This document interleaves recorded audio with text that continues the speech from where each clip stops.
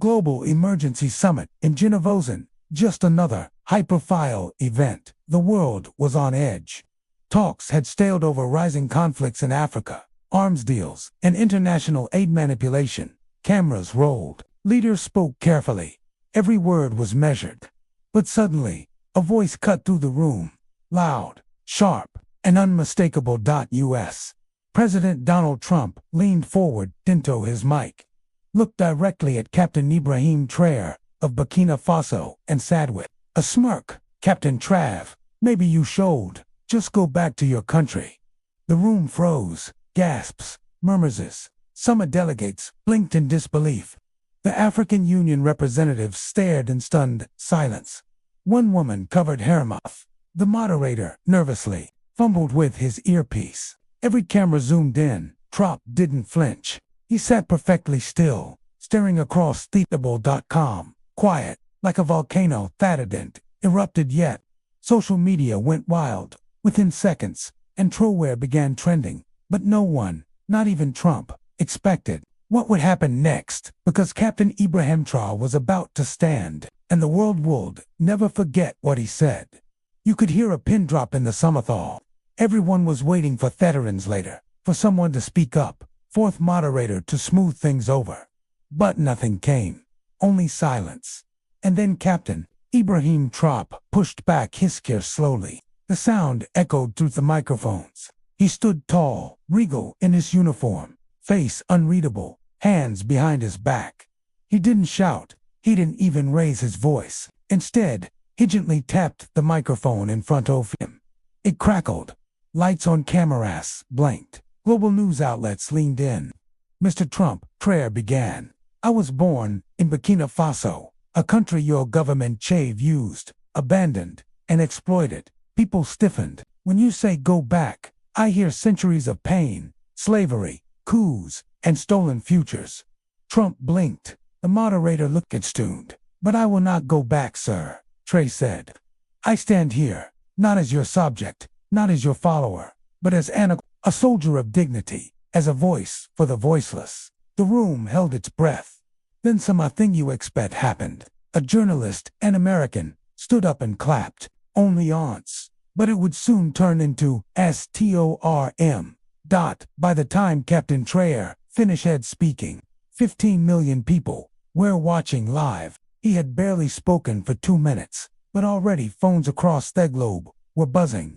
People wept. Some screamed at their screens. Others stood silently in awe. Then Trump did something that no one expected. He reached into his folder, gently, slowly, and pulled out a thin, crumpled piece off of her. "This," he said softly, "is a letter from my mother. She died when I was 14. The room tensed. She wrote this on the floor of a collapsing hospital with no medicine, no electricity, no clean water. She said, 'Son, they forget us. They feed us promises. Both hold your head high, even when they spit in you. Never beg, never bow.'" A tear slipped from Traoré's eye. Bov didn't wipe it away. "You want me to go back? I carry her voice in me. I carry millions. I am already home." The room erupted, not in chaos, but insolence, the powerful kind. Even Trump leaned back, speechless. And in just 10 minutes, that video hit every platform, every screen, every heart. But the real storm hadn't even started. Captain Traoré's voice was steady. But what he said next brought the entire room to a standstill. "You want me to go back," hissed Trump. "Let me tell you what I'd be going back to." His tone shifted lower, heavier. "When I was 7, my father left for the gold mines in eastern Burkina Faso. He promised he'd back in 2 weeks. I waited by the door every day. He paused. He never came back. Weeks became years. We later learned he died in a tunnel collapse, buried with 10 other men, all working for a foreign company that never paid them what they were owed." A woman in the audience wiped her eyes. No insurance, no apology, just silence. Traoré looked up. Cameras zoomed in.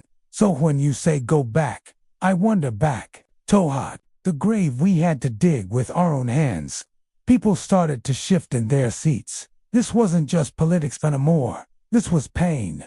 Real pain. And the very second True spoke, the internet kept spreading his words like wildfire. Even journalists were crying now, but Hewan done, not even close. Traoré reached for a folded paper tucked into his jacket pocket. He unfolded it carefully, like it was sacred. The cameras caught every motion. "This," he said, "is the map of Burkina Faso, from my school textbook in 2004. He held it up. It was torn, stained, barely legible. They taught us our borders, our rivers, our mountains, but they didn't teach us who drew those lines or why." Trump sat back, arms crossed, but his eyes were glued to the paper. "We were told to be proud of our flag. But behind pride was hunger, violence, foreign debt, and corrupt puppets. The map didn't show the villages burnt by terrorists, or the clinic shut down when it was frozen."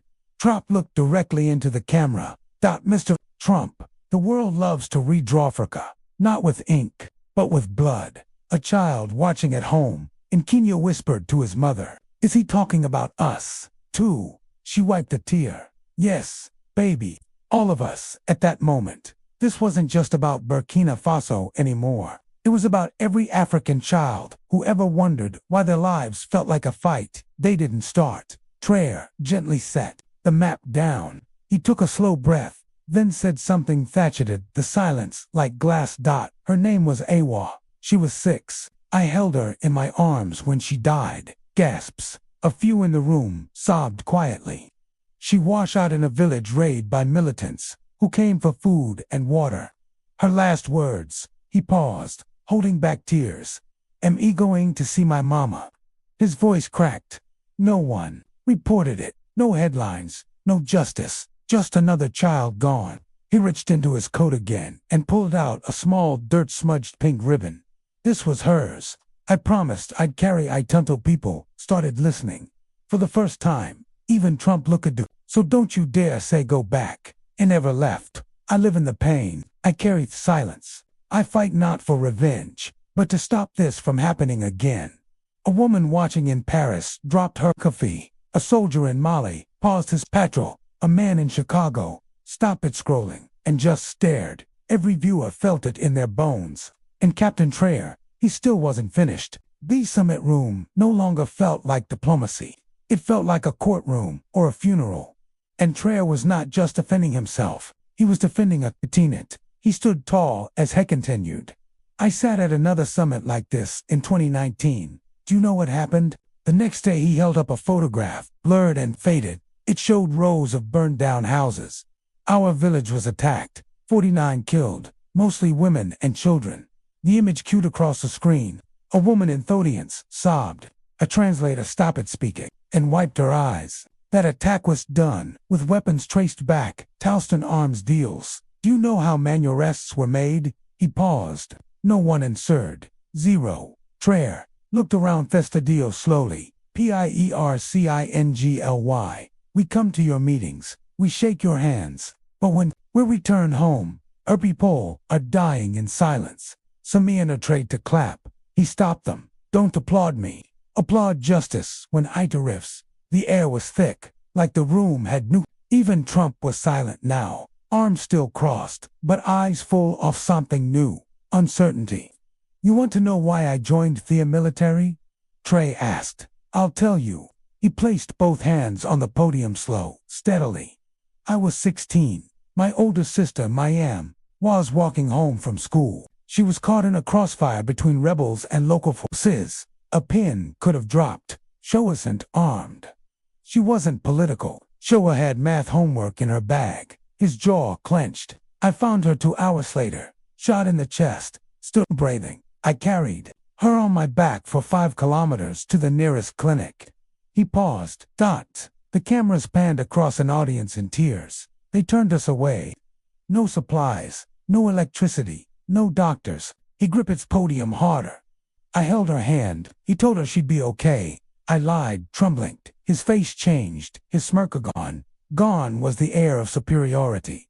"Miriam died because the world funds war but not healing."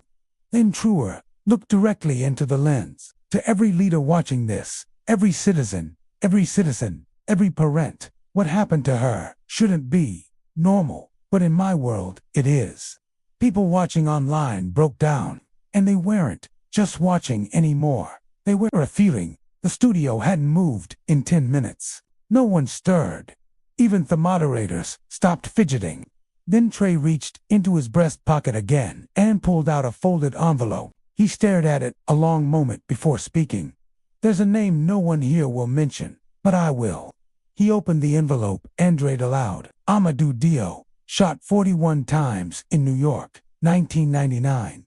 The American media flinched. He was unarmed. He was African. They said it was a mistake. Trey's voice didn't shake, but it pressed. We talk about diplomacy, democracy, values. But when we're killed abroad, no justice. When we're killed at home, no outrage. Then softly, my people die in silence. Here, there, everywhere. He placed the letter down. You asked me to go back, but where do I go when I'm not safe anywhere? A single tear ran down a camera operator. A shake. Online hashtags exploded. I stand with Traoré. Burkina Faso speaks. Justice for Africa. And still Traoré wasn't done, because buried inside him, still burning, was a story the world had refused to hear until now. Trey looked down for a moment. Then quietly, there were 12 pairs of shoes by the door. Fairroom stared. 12 children, all under the age of 11.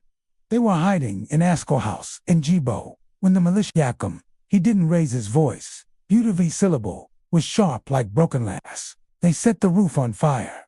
The kids couldn't get out. Some tried to under desks. Some just prayed. His voice cracked. The moderator dropped his pant. When I arrived with my unit the next day, all we saw was shoes. Hepals swallowed hard. Little shoes melted, blackened, some still tied. Gasps escaped from the press gallery. A BBC reporter covered her mouth. And you say, go back to what? 2 ashes. 2 graves with no names. Trey reached into his folder and pulled out a single charred shoelace. I kept this to remind myself. I'm not just a soldier. I'm a witness. I speak for Theons, who never had a voice. Online, grown men cried, watching on their phones. Even a former White House advisor posted, I can't stop crying. This is beyond politics. And yet, True was still not done. Trump held the room hostage, with only his truth. There was a woman. Her name was Safia2. She came to our base every day for 7 months. He looked into the distance, Asif, seeing her again. She wasn't begging. She wasn't angry. She just asked the some question. Have you seen my son? A murmur passed through the hall. Her boy, Ibrahim Jr., was taken by a rebel group while walking to the market. She held a photograph, worn, torn. She'd kiss it every morning bore, walking miles, to our gate. Hepaust, we tried everything. Patrols, informants, nothing. One day, she stopped coming. When they checked her village, they found her seated outside her hut. Silent, frozen, eyes wide open. She died waiting off heartbreak. That's a real thing where I come from. Trump clenched his jaw. And you think isn't here just to debate policy. Isn't here because I carry her story and thousands more.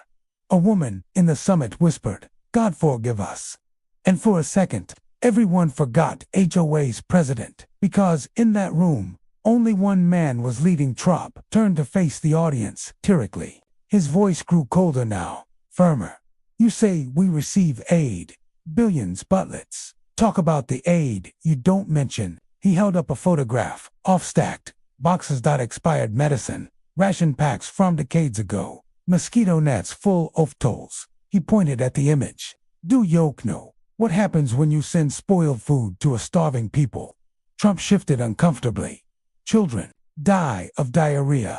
Mothers watch their babies waste away from poison disguised as help. He took a step forward. And the worst part, you photographed the delivery. You show smiling white men shaking hands with our leaders. And Thule believes you're heroes. His voice trembled, not with fear, but fire. But we know the truth. The aid wasn't ever meant to heal us. It was meant to control us. At that moment, the studio silence turned into shame. Several foreign delegates looked down. One removed his earpiece. Trump looked around and said, "You ask me to go back. I say, go back and look at your history, then come tell me who's doing the damage." Now, the world wasn't just listening, it was reckoning. Traoré's words echoed through the studio. The lights flickered slight like the truth itself was shaking through. He stepped back, pulled out a sealed brown envelope, and held it up. This wasn't supposed to be seen. Murmurs rippled. Trump's brow furrowed. A senior advisor looked away.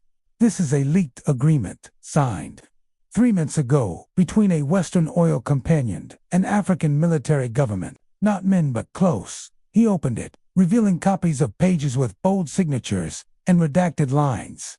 "This contract gives them drilling rights for 30 years. In return, the company supplies security equipment, which includes weapons." Trump interjected, "Ya have no proof. That involves us." Trey starred at him.com, measured. "I don't accuse you directly, but I do accuse the system you helped build. The one that lets African children die so foreign investors can live comfortably."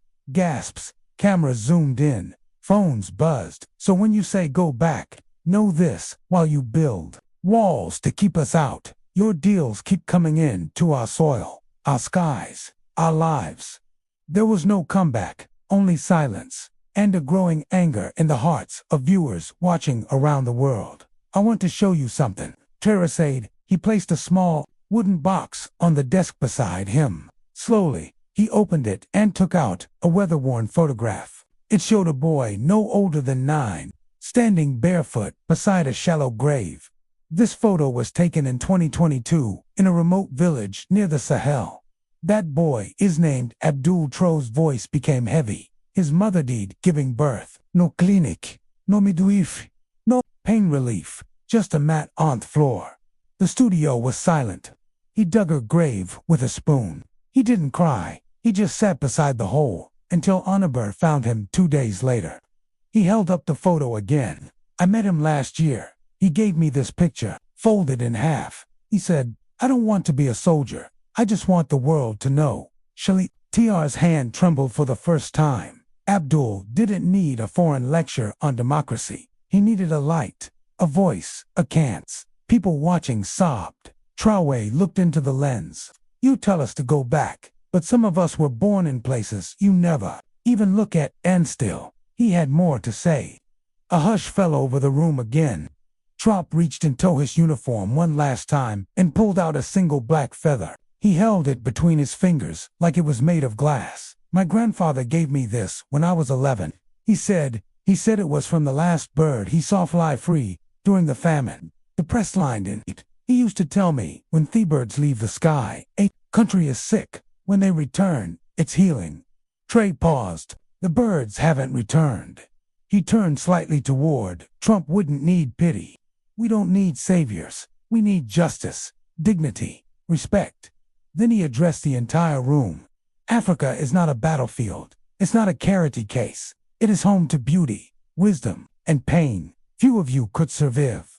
A tear finally slipped down his cheek, but he didn't wipe it. "So when you ask to go back, I say this: I never left me people. I stood by them through fire, and I will die beside them if I must." The feather shook slightly in his hand. The room didn't just listen. They believed. As the silence grew heavier, Traoré took one final sheet of paper from his folder. A child's drawing wrinkled, with crayon marks. He held it up. "This was handed to me by a 10-year-old boy in Kaya, Burkina Faso. His name is Madu." The drawing showed 2 flags, one American, one Burkina, held together by 2 brown hands. Madu said, "Maybe if I draw peace, they'll stop the war."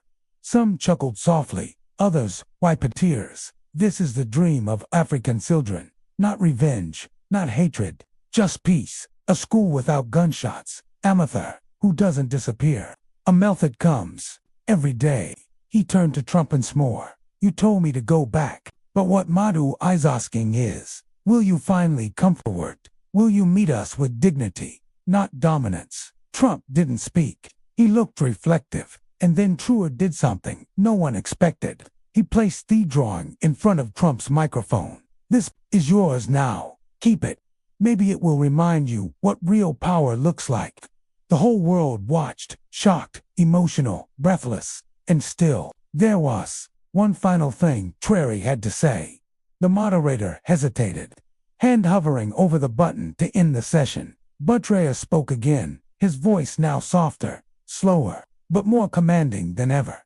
My people have waited long enough for justice, for recognition, for peace.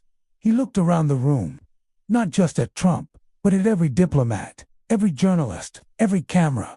This wasn't just a reply to a comment. This was a reply to centuries of been dismissed, silenced, erased. His eyes glistened. We have buried too many sons, too many daughters. We have folded too many dreams into the soil. Then quietly, and yet we still rise, a pinned obsolescence, not because of aid, not because of handouts, but because of hope, because of memory, because of duty. Todos, who can no longer speak, has stepped away from the microphone. Mr. Trump, I may go back to my country, but one, I do. It will be with my head high. And with that, he saluted not to the summit, but to the people behind the cameras, watching from villages, homes, buses, bunkers. The internet exploded. But the greatest moment came next. The moderator finally stood, but before Heckle say a word, someone clapped. One person, then two, then dozens, then the entire room. Journalists, diplomats, security guards, even former critics. Everyone stood. A global standing ovation, not for power, not for position, but for truth. Dear, the chants began. Even Trump didn't move. His lips tightened, his head bowed slightly, whether in shame or affliction, no one knew. Outside the summit, crowds gathered with phones raised high, crying as they watched history. And across the world, millions cried too. In Nigeria, a young woman whispered, "That man just gave us our voice." In Haiti, a grandmother wept, thought finally, someone said it. In London, Ada paused her class and said, "Watch this, don't forget it. If this history touched your heart, if you creed with us, if you believe Africa deserves respect, don't just watch, speak, like this video. Share it with the world. Leave a comment below with where you are watching from and what part moved you most. And if you want more real, powerful stories like this, hit that subscribe button. Let's keep this truthfully. Let's make sure the world never forgets this moment, because some stories must be told again and again.